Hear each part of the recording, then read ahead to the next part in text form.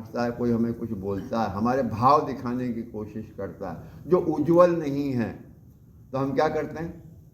फट से नहीं नहीं नहीं नहीं ऐसा छोड़िए वैसा छोड़िए, हम फट से रिप्लाई करना शुरू कर देते हैं कि आप मुझे गलत समझ रहे हो। किसे गलत समझ रहे हो? मैं कौन?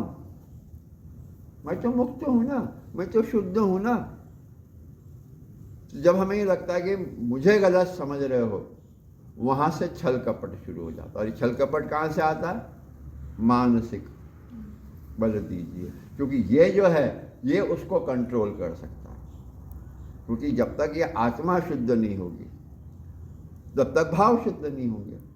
भाव शुद्ध नहीं होंगे तो वैसे ही भाव वहां से निकलेंगे, और वैसे ही भाव निकल रहे हैं तो उस भाव को देखने वाला जो ये है, यदि ये उसमें बल नहीं होगा तो वो उसको सुधार नहीं सकेगा और वो उसके अनुसार चलने लग जाएगा। क्योंकि कर्म हम करते हैं तो ये नहीं कहते भाव क्या क्या कर रहे हैं, तो समझ में ये आता है कि बुद्धि है कि नहीं, क्या कर रहे हो तुमने, बुद्धि है कि नहीं तुम्हारे पास, तो बुद्धि इससे जुड़ी हुई है। लेकिन बुद्धि के कंट्रोल में भाव नहीं है, बुद्धि के कंट्रोल में भाव नहीं है तो जैसा भाव वैसी बुद्धि वैसे कर्म।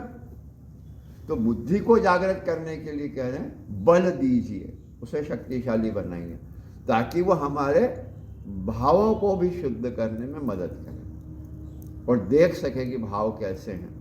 हम प्रभु से बात करें, भाव शुद्ध कीजिए। आत्मा क्या है? शुद्ध स्वरूप है। हम अपनी आत्मा को शुद्ध करना चाहते हैं, ताकि शुद्ध हो जाएंगे तो कैसे हो जाएंगे? प्रभु स्वरूप हो जाएंगे। जब तक अशुद्ध हैं तब तक प्रभु स्वरूप नहीं है। तो शुद्ध आत्मा हो गई तो भाव शुद्ध हो गए, तो हम हमारी आत्मा शुद्ध हो गई और हम प्रभु स्वरूप हो गए। Thank you.